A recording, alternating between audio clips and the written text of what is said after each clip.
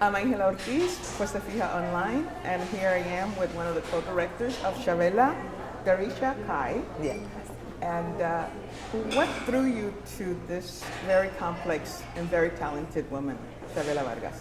Chavela Vargas' life was like a movie already. And when I found out about her, which was in 2015 when we started the film, when Catherine showed me the footage that she had of her, I saw her talking to this young group of young lesbians, and the way she spoke, the poetry of her language, the way she held herself, you could feel power coming from this woman. You could feel wisdom coming from this woman, you know, and there was a certain magnetism about her that would just draw you in without even knowing anything. So it started there, just from watching a few moments of her talking to this group of women. And then that night I went home and I researched her, and I came back going, oh my God, yes, we have to do a documentary about this badass woman. Because she was a badass. She was. From start to finish. As my friend said the other day, she was born grown. Yeah, yeah. Personally, I was introduced to her through Amaluat films, the music. I wanted to know whose voice was that, and did my own research and went, oh my God, yeah. She was born definitely way ahead of her time, and I think that's probably why she was the way she was. Yes, you know? she was a trailblazer, you know. She was out there with the machete, hacking down obstacles for the rest of us, you know. And that's another thing that makes me admire and respect her and want to make this film about her, is because to celebrate that kind of tenacity, that kind of strength, you know, that fortitude to just stay on the path, you know. I mean, yeah, she went off into drunkenness off the path a few times, but still, even within that, you know, there was something about her that was just firm, you know, that was never going to give up.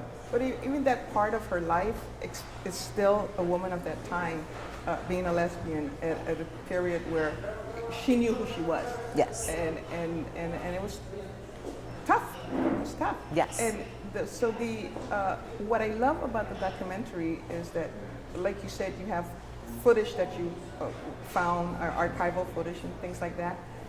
But there's so much about this that is so compelling. Because so much of it is in her words. Yes.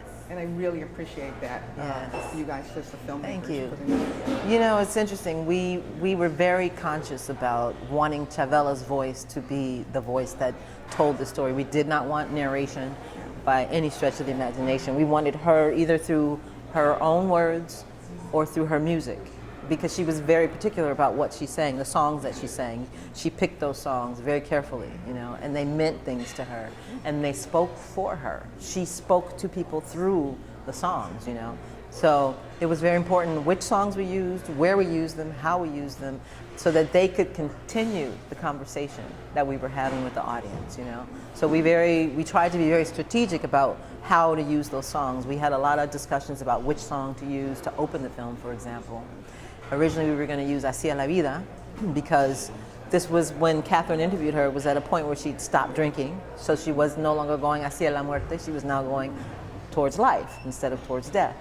But when we put it up there and we watched the whole movie down, this theme about the solitude, you know, about how alone she was, about how much she enjoyed being alone, about how much, what solitude meant to her, it just kept coming up and coming up and coming up.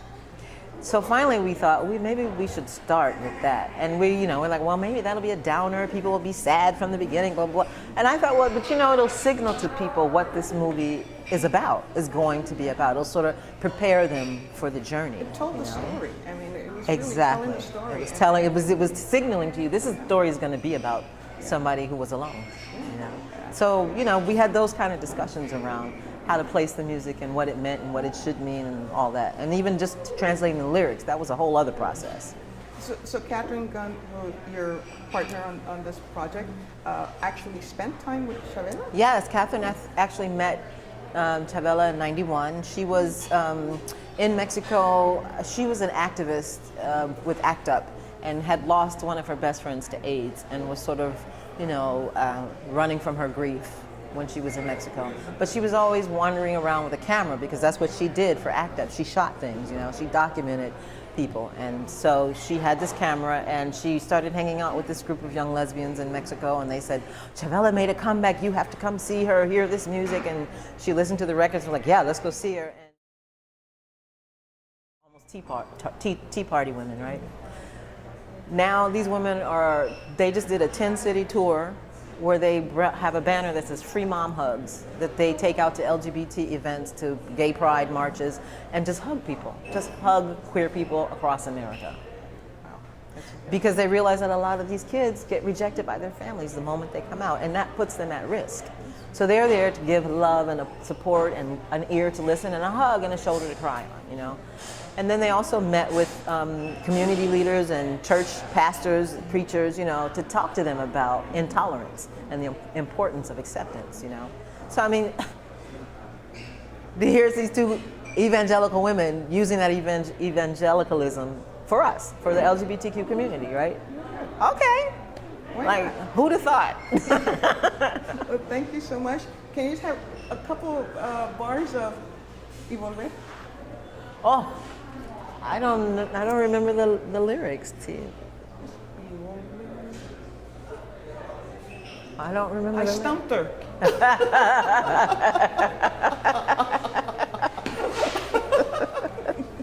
Yeah, I don't remember those lyrics. Thank you so much. Thank I really, you. really appreciate this. Thank you.